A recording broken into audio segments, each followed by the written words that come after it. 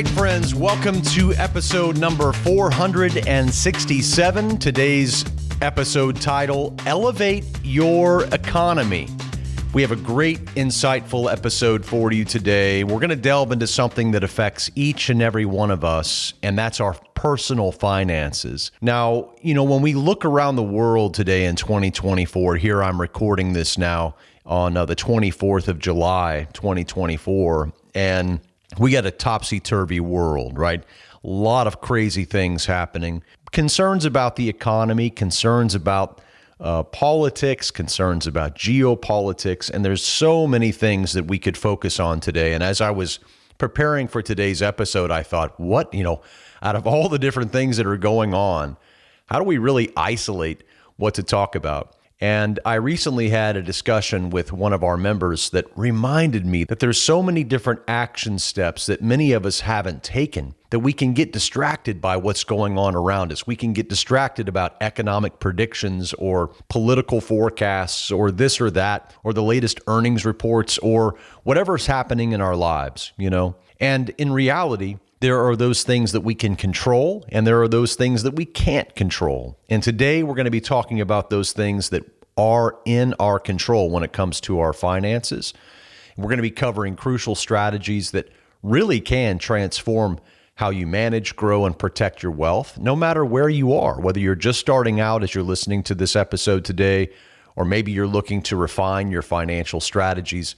Today's episode is packed with actionable insights and quite frankly, actionable wisdom. So in today's episode, we're going to cover 5 fundamental wisdom keys that are pivotal for anyone aiming to enhance their financial well-being. And we're drawing these from our 5 levels of financial freedom, which you can find on our website entirely free, followthemoney.com/5 levels. And there you can go through the entire financial freedom plan that we have, that my wife and I have actually used to break free financially, and that you can too, and that thousands of people around the world have also used to break free financially. So without further ado, let's dive in to our first segment and uncover the keys to elevating your economic situation.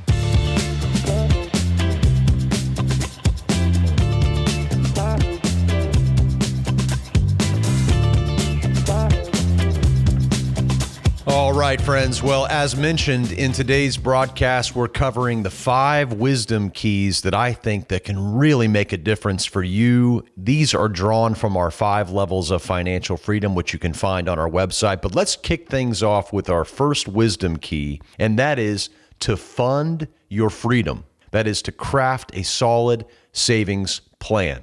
So I want to start off with a quick story that I believe that many of you will be able to relate to. Several years back, I had a family member who faced a very unexpected medical emergency. And like many, he had not really been serious about saving. He had always thought there was going to be time to do it later. And then suddenly he was facing a massive hospital bill that was completely unexpected. And I had been encouraging him to start a emergency fund probably just a few months before this actually happened. And he just was trying to get around to it. And what ended up happening was that the hospital, and this is a terrible story. I mean, it's a sad story, but it's a real story. The hospital, of course, the bills became so incredible from this unexpected medical emergency that he simply was forced into bankruptcy. Now, this was before the healthcare changes that we had, back in 2011, 2012, 2013, in that time. So this has been, several years back. But I never forgot the situation. I never forgot, and of course he never did as well.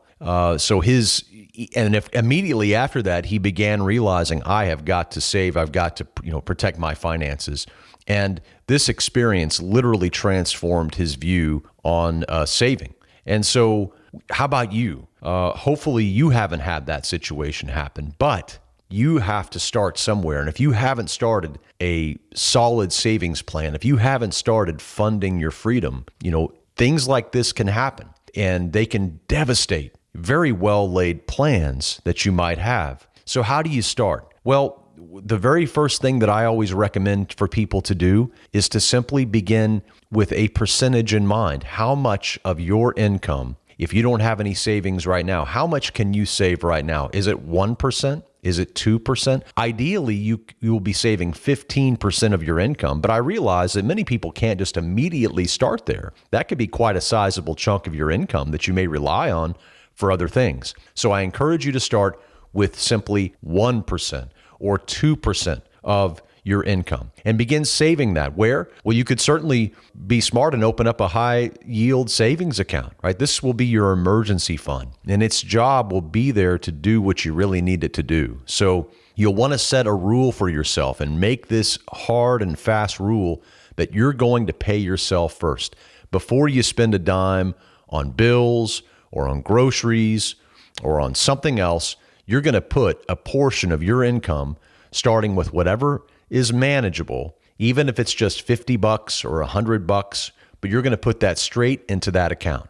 Okay. So what we're going to do is we're going to automate our savings. We're going to set up automatic transfers if it's possible from our checking to our savings account right after each payday. And that makes the savings process effortless, and it takes your mind out of the situation so you don't even think about it. And then what you want to do is you want to gradually increase that. So as you adjust your budget, you want to try to increase the amount little by little. And I've even coached people to help them understand that even a 1% increase every few weeks or even every few months can dramatically boost your savings over time. It's really the habit that we're talking about here. It's not really the amount of money, although we do want to build a nice savings cushion that will equal 6 months of our gross income. So if you're earning $100,000 per year, then your goal is to have $50,000 in cash or in cash equivalents that you can always tap. Now, this is going to protect you in ways that you cannot even imagine right now if you don't have it. But it's extremely important, whether it's a layoff that you might face or a minor medical emergency or whatever else that life might throw at you. Having this 6 months liquid savings is going to be a huge cushion, but you can't get there overnight. Some people can, but most people can't. And so you've got to start somewhere. So you increase that gradually and you boost it little by little. Again, even if it's just a 1% increase every few months or every few weeks, you can raise that up until finally it's 15%. Make it a goal. Make it a goal in 2024 that you're going to save money, that you're going to pay yourself, and that you're going to profit from your own labor. How many people spend time 40 hours a week at the workplace, and yet they don't have any profit to show for it? That is, they have no savings. That is, they have no net income from all the gross income because all the money that came in went to Walmart or Visa or whoever else, fill in the blank. And so the point is that it's very, very key that you have a saving strategy. And the importance of this money is that it's really only for true emergencies. It's not for vacations, right? It's not for shopping sprees, right? It's for emergencies. And also, I also view this 6 months liquidity as an opportunity pool of capital, because those with cash oftentimes can really benefit in a situation if they have, cash on hand. And so that's what this is for. It's not for, going out and blowing it. You want to keep this money untouchable for the most part. It's really for emergencies and occasionally those opportunities that arise, right?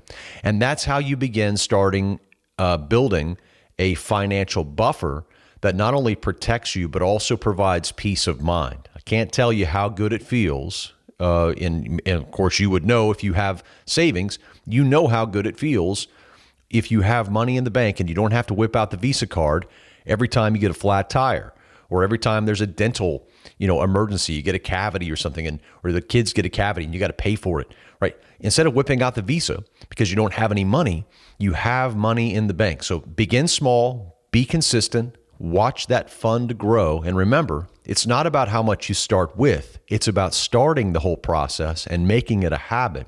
And you want to set that foundation. And believe me, you're going to thank yourself later for making this decision to save for the future. The path to financial freedom begins by crafting a solid savings plan. It's just simply one of the most integral parts of building a solid financial foundation. So you got to have that saving. So wisdom key number one is to fund your freedom by crafting a solid savings plan and contributing to that plan until you have 6 months of liquidity. Now, once you have 6 months of liquidity, you can move on and begin to focus on other things like investing, right? Those other fun things that we want to get to. But the key is to really build that cushion of savings that will protect you from life's uncertainties. Okay, that's wisdom key number 1. Let's talk about wisdom key number 2. These are the things that you can do to elevate your own economy. We often hear about the U.S. economy and the world economy. Well, what about your economy? And how can we improve your economy? Well, we're talking about it on today's episode. Wisdom key number 2 is to build diverse income streams, right? We're talking about creating financial autonomy through income diversity. All right. This is very, very powerful. Something we've been teaching here for so many years. We have an income university for our members where we teach 21, 22 different income streams that you can create both now and in retirement. And over the years, we've had lots of success stories. And this is not something just for the wealthy, right?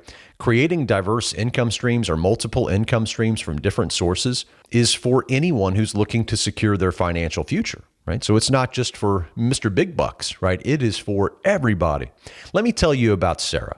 Sarah is someone I met at one of our conferences several years ago.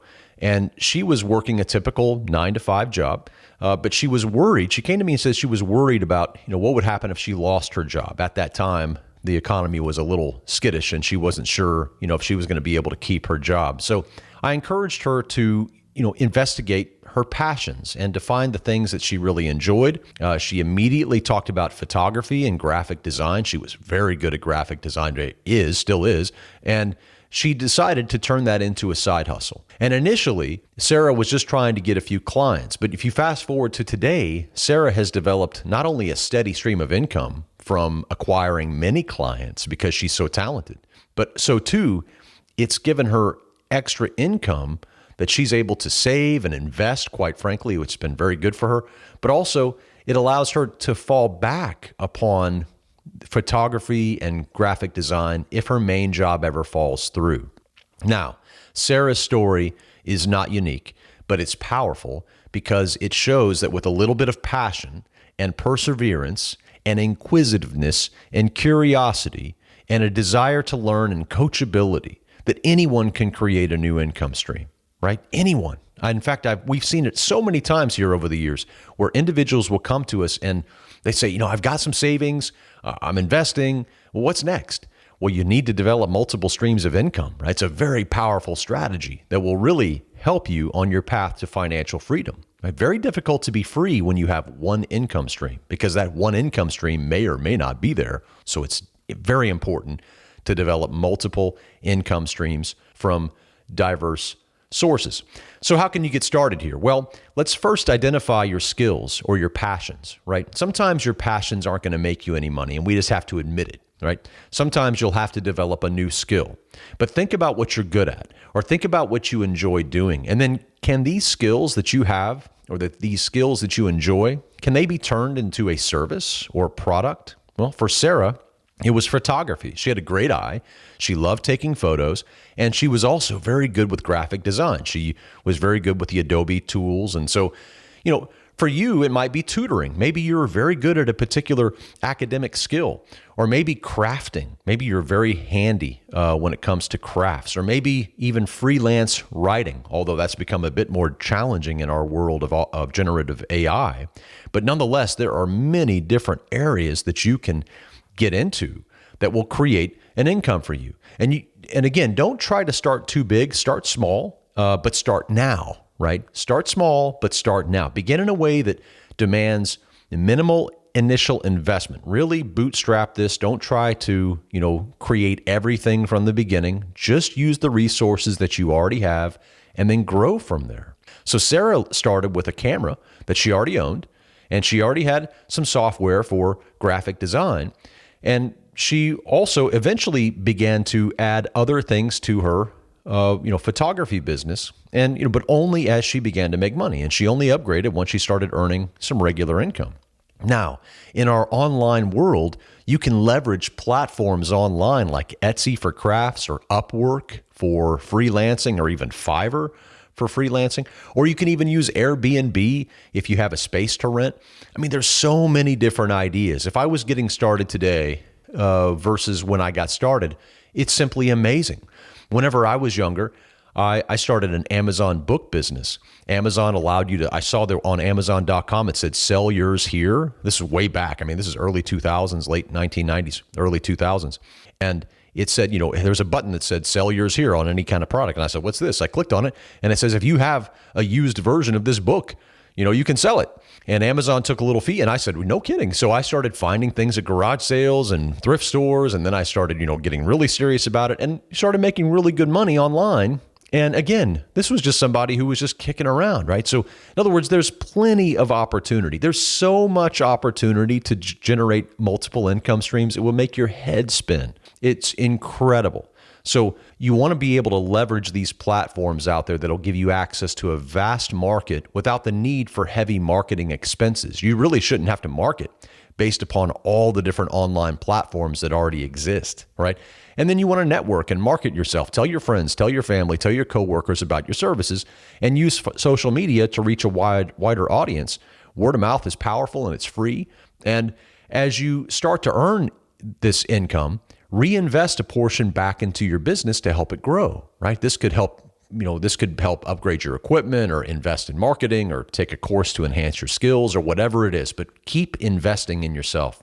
And building diverse income streams is not just about the extra cash. It's about creating financial security and independence. So like Sarah, you can start small and grow over time. So the key is to begin where you are with what you have.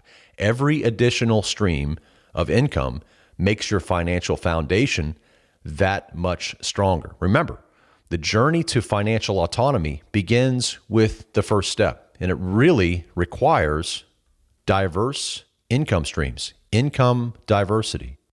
I challenge you to begin a new income stream in 2024. And if you need help, we're here. We have lots of different resources here at followthemoney.com to help you on your way.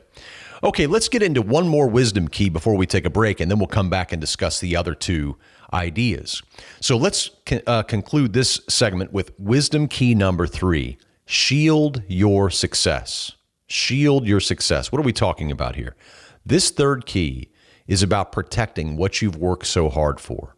Now, we're talking about what? We're talking about a very complicated word that many people don't like to talk about, and that's insurance. Insurance is definitely not the most exciting topic, but let me tell you, it's crucial for safeguarding your assets, your income, and your life, right? It's a critical aspect of financial planning that so often gets overlooked until it's too late. And when it comes to insurance, you can't buy it when it's too late, right? You can't get in a wreck and then go get auto insurance. You can't die and then go buy some life insurance, right? You can't get disabled and then go buy some disability insurance, right?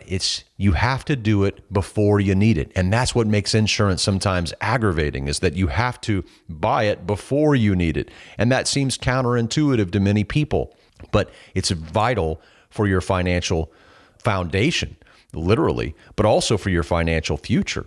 I can't tell you how many times I have seen very wealthy people who are hurt financially because they have massive holes in their asset protection or in their income protection or their life protection. But I've also seen individuals who have succeeded because they have made the right decisions ahead of time. So let me tell you about Mark. I'm going to tell you, I'm telling you stories in today's episode because there are real people that we've touched over the years that have been impacted by these strategies. And I want you to know some of these stories.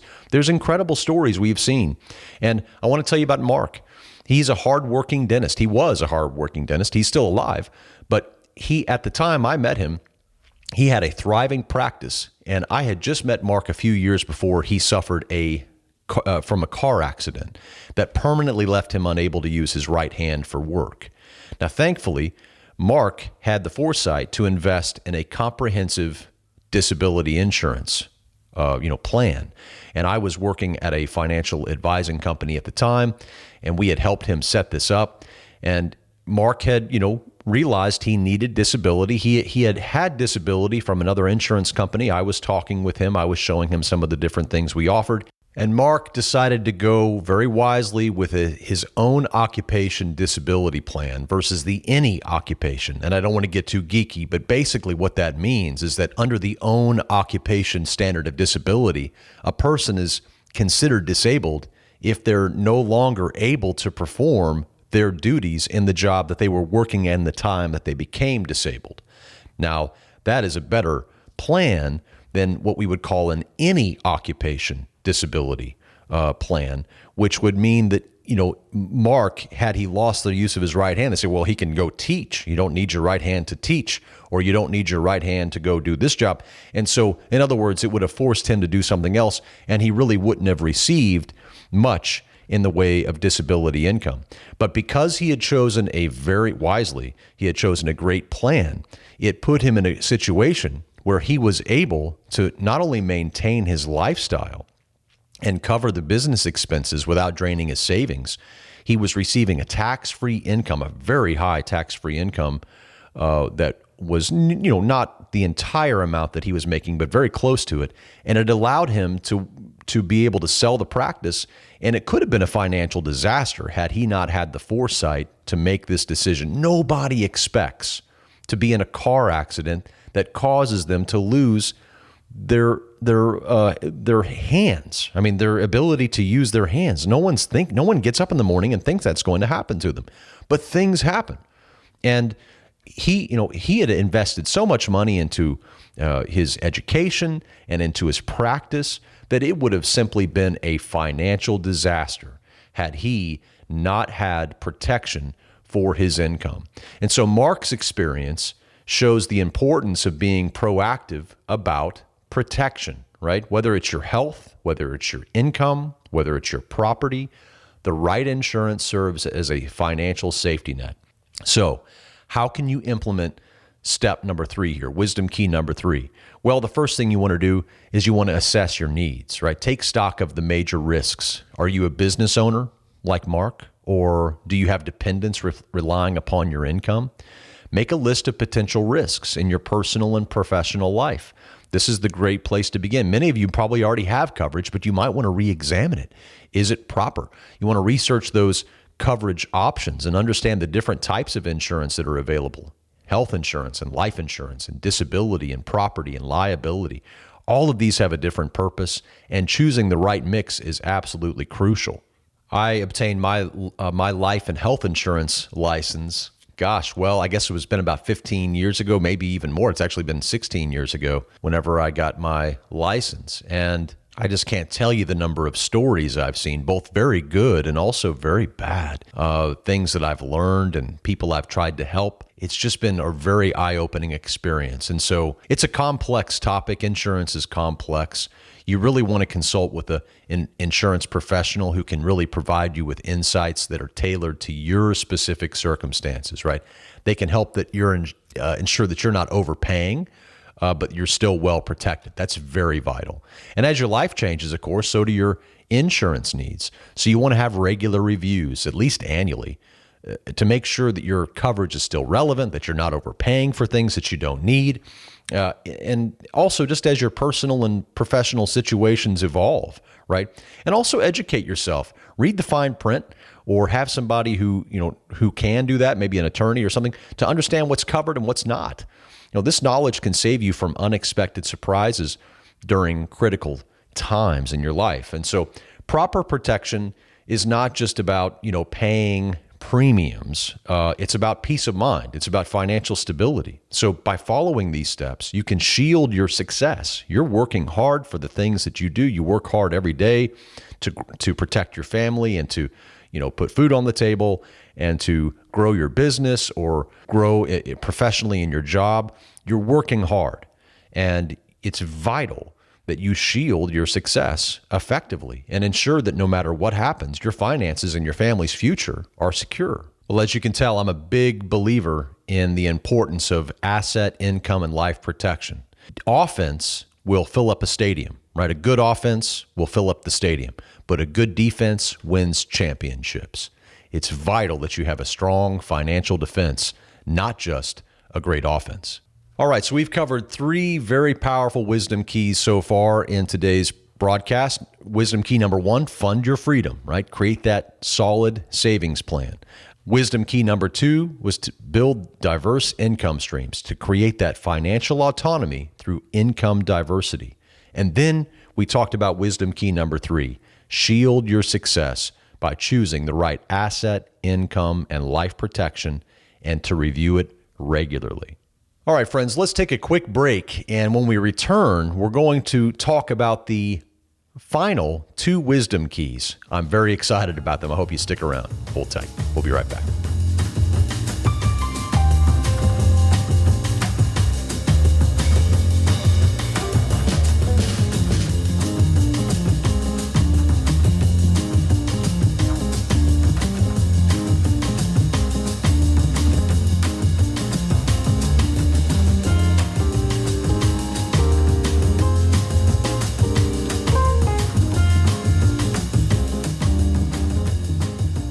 Welcome back to Follow the Money Weekly. And here's Jerry Robinson.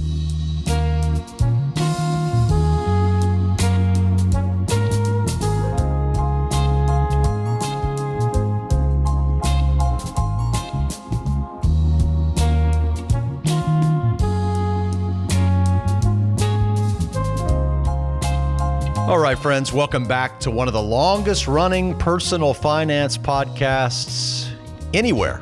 followthemoney.com. You can find us online. We're Follow the Money Podcast. Great to have you here. My name is Jerry Robinson. We are going through the 5 wisdom keys that can help you elevate your economy, your own personal economy. We hear about the U.S. economy. We hear about the global economy. What about your economy? What about your household economy? We're talking about financial wisdom keys to help you. We've already covered 3, and in this final segment, we're going to discuss the final 2 wisdom keys we want to share today. And we begin with wisdom key number 4, and that is to make intentional investing a habit. Okay, so we're diving into the art of intentional investing. So investing wisely is not just for the wealthy, right? It's for everybody. Everybody in this economy, quite frankly, due to the inflation that we have, due to the concerning level of debt that the United States government has, that corporations have, that state governments have, we need to have a plan to invest. We have to better ourselves financially, right? It's for everyone. It's a cornerstone of financial freedom, making intentional investing a habit. Now, let's explore about this topic about disciplined investing and how it can accelerate your path to financial success. And I want to talk about one of my favorite people, and that is Jean. Jean is someone who started her investment journey with a very small amount, and she started many, many years ago. Jean is a dear friend. She's been a supporter here at followthemoney.com for a long time, and quite frankly, she has also been a great inspiration to me and others. We actually, I first met Jean way back in 2007 during a financial conference I was putting on. And we had a chance to meet, and I learned about her investing. Well, she was such an inspiration to me because Jean wasn't some financial expert, so to speak. She had learned about the power of starting investing early and staying consistent from her father. And on a very modest income, by the way, a teacher's salary of just $30,000 per year or less, quite frankly, she was able to build a 7-figure portfolio over the course of her working life. And I recently had a chance to sit down with her. She was coming through town, and she shared with me about how she had started very early in simple dollar cost average investing, that she had begun to invest in high quality companies and major indices from a very early age when she was just getting started as a teacher. And she had done this consistently, and she had learned this from her father, right? So she began by investing in different stocks and focusing upon long-term growth. And over the years, despite the market ups and the market downs, Jean's initial and ongoing modest investments on a teacher's salary, no less, grew substantially, thanks to the magic of compound in interest and her consistent contributions. And I am so inspired by Jean's story because she's proof that anyone, even on a very small salary, can still achieve financial success. Today, she enjoys a wonderful retirement, and she's able to do the things that she wants to do because she started early and because she stayed focused. And I'm so thankful to have Jean in my life. And by the way, our members have access to a simple audiobook that Jean wrote. Her book is entitled Investing God's Way, a Practical Guide. And there she shares her story. It's a very powerful story. And that audiobook is available for free to all of our members here on our website at followthemoney.com. Now, Jean's story is obviously a powerful testament to the fact that you don't need to be wealthy to start investing. You just need to start, right? And the sooner the better.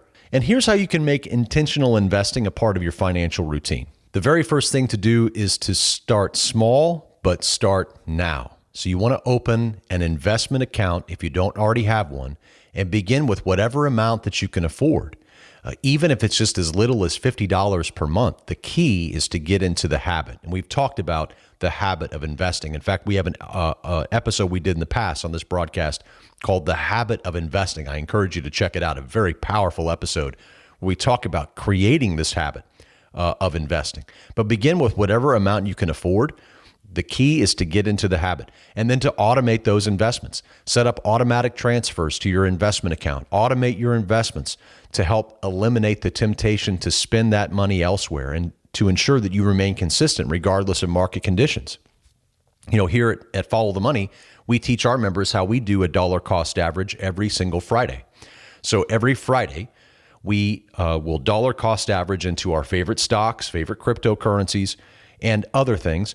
And that's what we do here. And we make it a weekly habit. So if it's Friday, you know, I am going to be investing. It's just simply a Friday routine. You've got to turn it into a routine. Maybe you do it once a month. Maybe you do it once a week. Maybe you do it 2 times a month. Whatever the case is, you've got to make it a habit. And you want to diversify that portfolio, not just stocks, of course, but when it comes to stocks, that's one thing that you can do, right? You can do cryptocurrencies, you can do bonds, you can do real estate. You know, there's lots of different things that you can do, but you don't want to put all your eggs in one basket. You want to diversify across various asset classes, and that helps reduce risk and smooth out your returns over time. You want to stay informed as well and avoid the noise, right? There's a lot of noise out there when it comes to investing.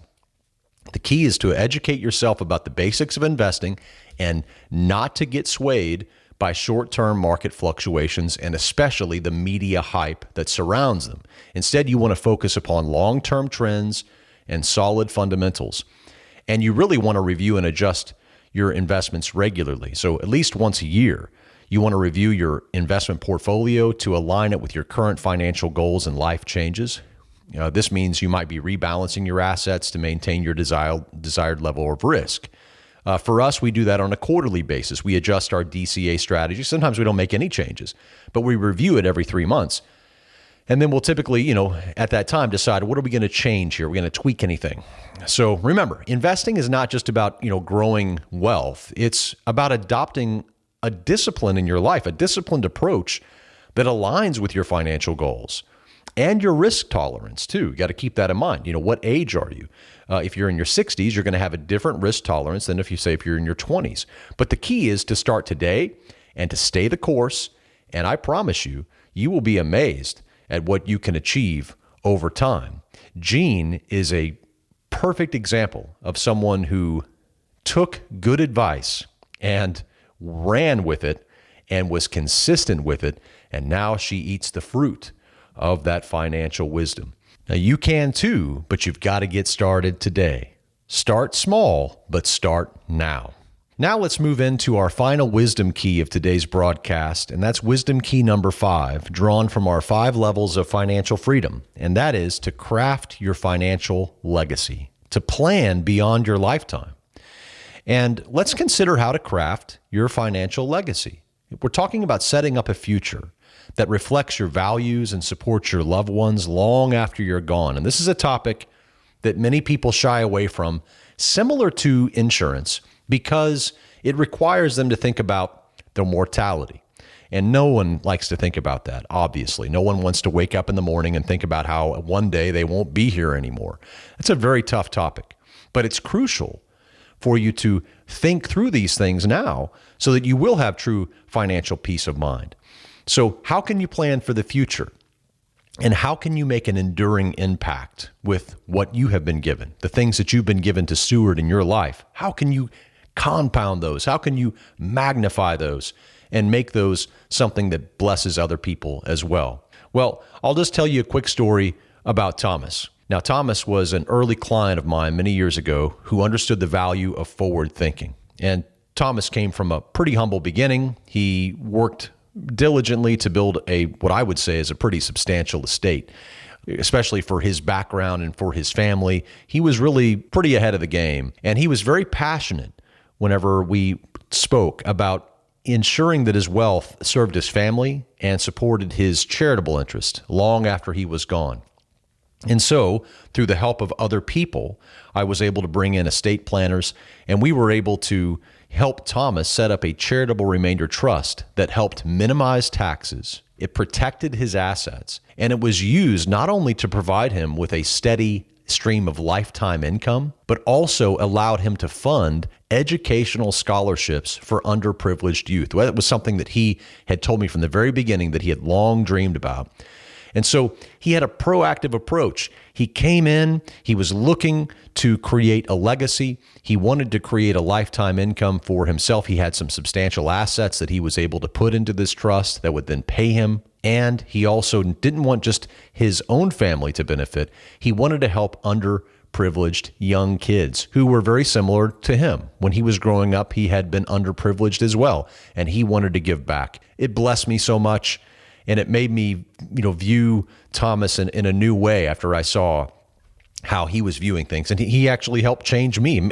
Many of the people I've profiled today have had a big impact upon me because I've seen the changes in their lives or learned about the changes in their lives. And it's been a big boost to me and to help me stay focused as well. But his proactive approach secured his family's future, and it also extended his values and contributions well into the future for complete strangers. And for that, I look at Thomas and I say, what a great thing that he did. And he's still around enjoying that lifetime income from his contributions that he had made to charities. And he used a trust to pull it off. So Thomas's example illustrates the power of estate planning, right? Proactive estate planning. It's not just for the wealthy. It's for anyone who wants to make a lasting impact. And you may not, use a charitable remainder trust. You may use some other kind of trust, or you may use life insurance to create this. But either way, you can begin crafting your own financial legacy today. It begins with a few action steps. Number one, do you have a will, right? Draft a will. And if you haven't already drafted a will, that's the very first step to ensure that your assets are distributed according to your wishes. However, a will is good, but a trust can actually offer more control and more benefits. So typically, I would prefer something like a living trust. That, of course, reduces estate taxes. It can, at least, or it can provide a family member with special needs, with income if they're whatever you're needing, right? The trust can really do powerful things, whether it's revocable or irrevocable. That's all up to you. But you really want to choose the right executors and trustees. You want to select individuals and institutions that you trust to handle your estate responsibly. This is very important. This is where things can go wrong in estate planning.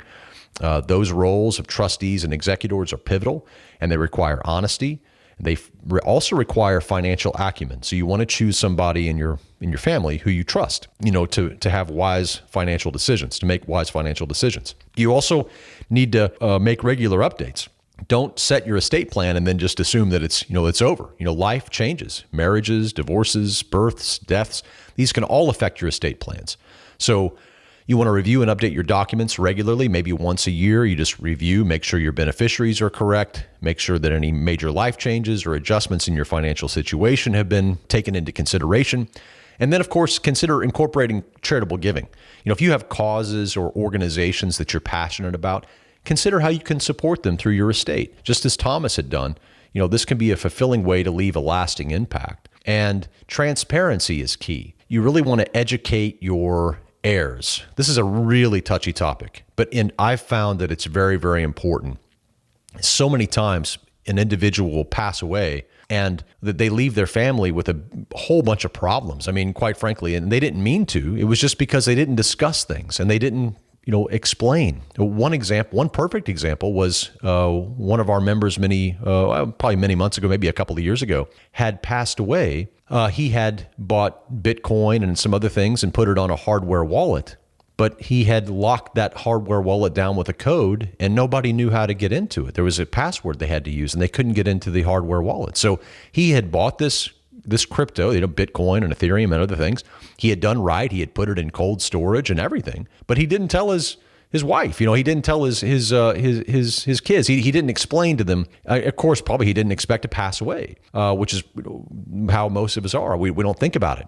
But in reality, they were left with quite a bit of wealth that they couldn't access because that discussion hadn't happened. And so remember, you need to educate your heirs. Transparency is absolutely vital here when it comes to your estate plan. You don't have to say everything, but there's certain things that have to be known, and you have to discuss your estate plan with those who you plan to involve ahead of time so they can be prepared for their role and their responsibility and prevent confusion and conflict later on. So crafting a financial legacy is not just for the wealthy. It's not just for those who have tons and tons of money. It's for anybody who wants to leave an impact, who wants to bless those in their family, their children, their grandchildren, their great-grandchildren. You can make an impact. You can pass on the wealth that you've created. And like Thomas, you have the power to shape the future through thoughtful planning today. It's never too early to start thinking about your legacy. So let's get started today.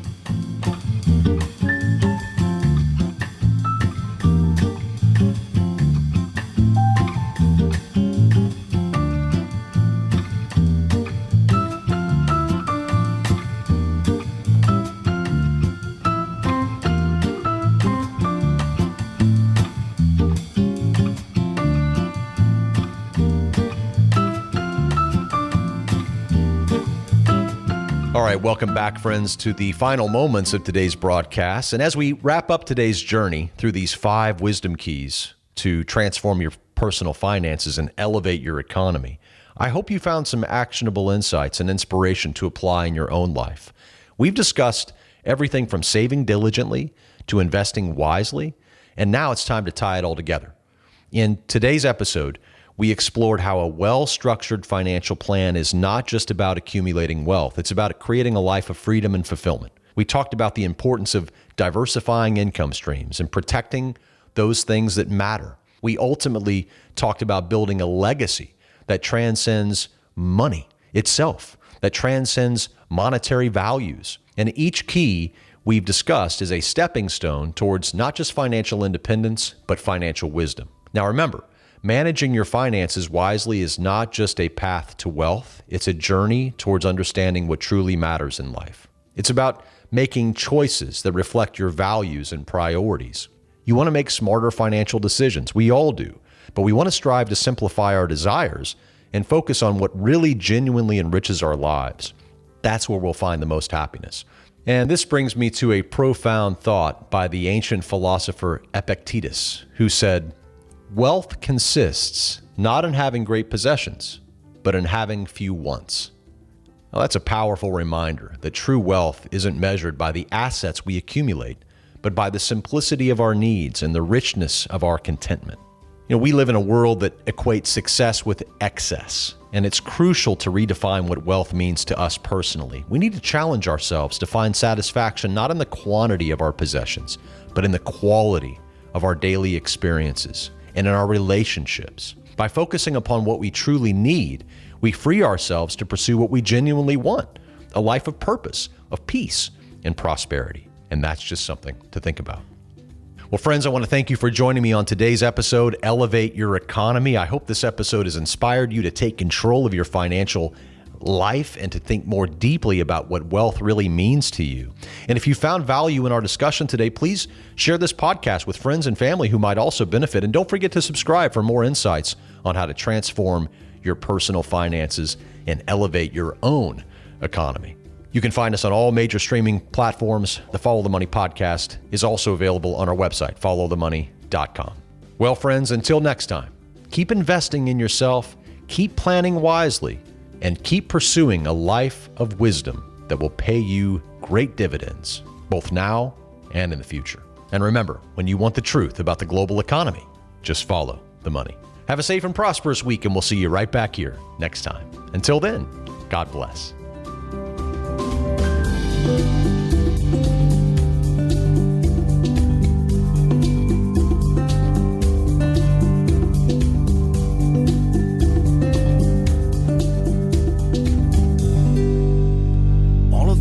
Information contained on the Follow the Money podcast is strictly for informational and educational purposes. It should not be construed as specific investment advice. The views and opinions of our guests and sponsors, including Tom Cloud, are their own and do not necessarily represent the views of FTMDaily.com or Robinson Media Group, LLC. Jerry Robinson does hold an insurance license and at times may offer consulting on life insurance and fixed retirement income products. Follow-up, individualized responses to email or phone requests that involve the rendering of personalized investment advice for compensation will not be made absent compliance with state investment advisor registration requirements or an applicable exemption or exclusion and applicable insurance regulations. Past performance is not indicative of future results. You should be aware of the real risk of loss in following any strategy or investment discussion on the podcast. Remember, never do your financial planning through podcast or radio. It's your money. Be wise. Do your due diligence and always consult a trusted financial professional before making any